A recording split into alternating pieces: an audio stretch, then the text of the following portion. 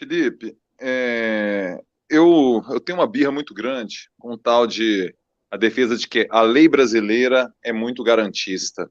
É muito garantismo, não sei o quê.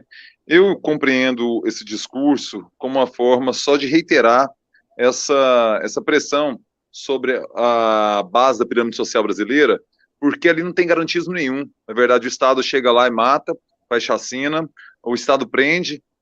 Você vê que mais de 70, entre 70 e 80% da população carcerária brasileira se dá entre pretos e pardos.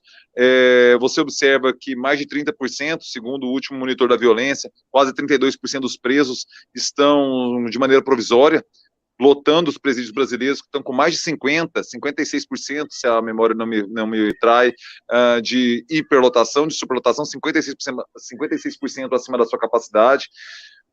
Temos a terceira população carcerária no quantitativo do mundo, e não somos a terceira maior população do planeta.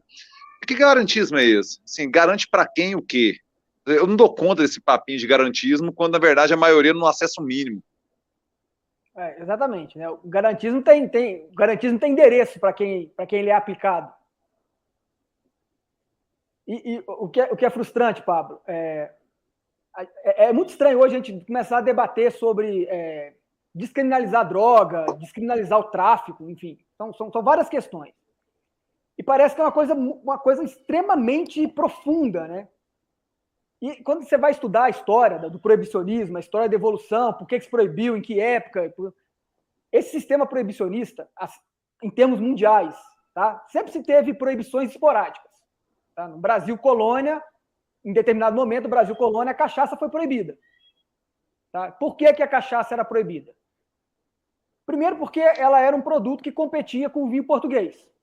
Então, não era interessante, né, para os portugueses, que as nossas ordenações que a gente cumpria aqui, não é interessante para o português a cachaça ser liberada comercialmente. E segundo, porque a cachaça é uma substância que ela cria vínculos sociais. Né? Quando a gente ia lá buscar escravos em África, a gente fazia questão de quebrar esses vínculos. Né? Você pegava de uma família, você trazia a criança, uma criança ia para outro lugar, enfim. Você não queria que tivesse vínculos sociais. A cachaça cria esse vínculo. Então, imagina depois de um dia árduo de trabalho, as pessoas sentando em volta de uma fogueira, enfim, tomando cachaça. Né? Quantas rebeliões, quantas manifestações, quanta alegria não poderia ter saído daí. Então, durante o Brasil Colônia, a cachaça era proibida. E aí você vai estudando a história da droga, por que determinada droga foi proibida em determinado momento. Sempre de forma pontual. Tá? A gente proíbe, inclusive, o pai da brincadeira dos Estados Unidos. Tá? Os Estados Unidos criou esse monstrengo que tem hoje. A gente conseguiu proibir a maconha antes dos Estados Unidos. Porque a maconha também era vinculada à religião africana, ao candomblé. Liamba. Inhamba. Ou pito de pango. Né? E aí a maconha era um problema para a gente anterior aos Estados Unidos. Os Estados Unidos que é o pai da criança. Os Estados Unidos criou toda essa política proibicionista de hoje. Ela é da ONU atualmente, mas ela foi criada nos Estados Unidos, com a potência econômica que era, enfim, conseguiu fazer com que a ONU aceitasse essa ideia e se espelhou. As drogas, hoje, como política mundial, ela parte de 1961, com uma convenção que se fizeram na ONU. Daí, todos os estados que convencionaram foram obrigados a adotar políticas proibicionistas. E aí, a gente falando em termos de história da humanidade, o nosso sistema proibicionista, em termos globais, ele é mínimo. Ele é muito pequeno. Então, se eventualmente o mundo tomar uma atitude diferente e falar assim, não, a gente vai legalizar, e aí tem vários sistemas, tá? Não quero dar um sistema pronto e acabado. A gente vai legalizar, vamos tratar de forma diferente, nós vamos reduzir danos, enfim. Nada disso vai ser tão gritante, historicamente falando, porque a proibição foi gritante. A proibição foi um passo muito grande. Legalizar talvez não seja. E o que a gente conseguiu com a proibição? Isso desde a década de 60. Tá? A gente tinha um tubo de ensaio anterior, que foi os Estados Unidos com a lei seca, lá na década de 20. Não deu certo, não deu absolutamente nada certo. Os Estados Unidos tem uma formação puritana muito grande, né? Faz até parte da história americana lá, o barco inglês, o Mayflower, chegando nos Estados Unidos, eram religiosos, protestantes, enfim. Isso fez parte da cultura americana. esse movimento ganha força, inclusive durante o movimento fordista, por exemplo. Você não queria que o trabalhador bebesse, por exemplo. Porque você está com aquele sistema de produção que você precisa pegar uma peça e colocar aqui, pegar uma peça e colocar aqui. O cara que bebe, por exemplo, ele pode perder um pouco dessa dinâmica. Então, Henry Ford foi um dos grandes incentivadores da lei seca.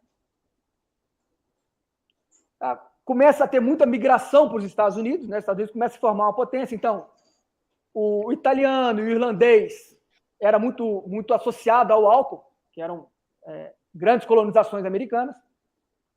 E aí, em 1920, eles proíbem o álcool. O que aconteceu com a proibição do álcool? Só para você ter uma ideia aqui.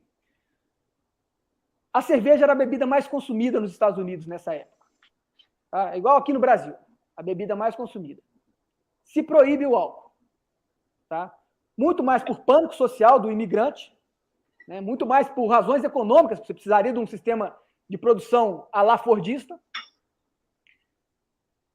E aí se proíbe o álcool, a cerveja, você poderia nem fabricar e nem vender álcool. O que acontece? O uísque, né, o destilado, passa a ser a bebida mais consumida pelos americanos. Porque essa é a primeira regra da proibição. O indivíduo que consome cerveja, ele não vai arriscar a segurança dele, a liberdade dele, para comprar 3 garrafas de cerveja. Ele vai numa substância que tenha menos volume e seja mais potente. Eu consigo entrar com uma pedra de crack dentro de um presídio. Eu não consigo entrar com um caminhão de Brahma.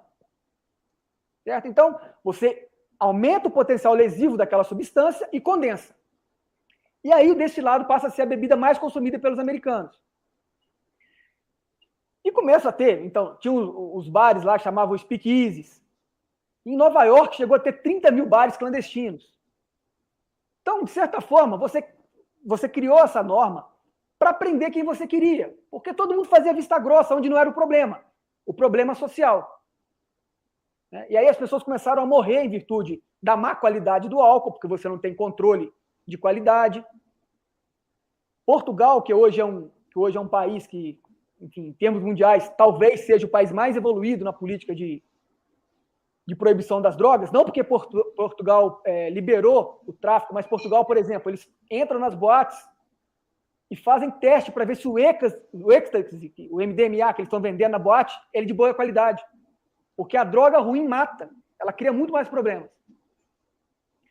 Enfim, criamos aí, durante essa época, o Al Capone, né? Uma pessoa que era um leão de chácara lá, furtador de carro, se transforma no gangster mais rico. A gente criou um sistema que a gente valoriza. Quanto mais sanguinária aquela pessoa é, mais eficiência, mais famosa ela vai ser, mais mercado ela vai ter. Enfim, criamos lá as gangues. Posteriormente, quando o álcool é liberado novamente, a cerveja volta a ser a bebida preferida dos Estados Unidos. Isso aconteceu com as drogas, futuramente. Né? Aí, nosso tubo de ensaio dava para ver que não dava certo, mas a gente insistiu nisso ainda. Em 60, a ONU compra essa briga, e aí já com as substâncias entorpecentes. E hoje, depois de 70 anos, quase 50 anos de proibicionismo, o número de usuários não diminuiu, muito pelo contrário, ele somente aumentou.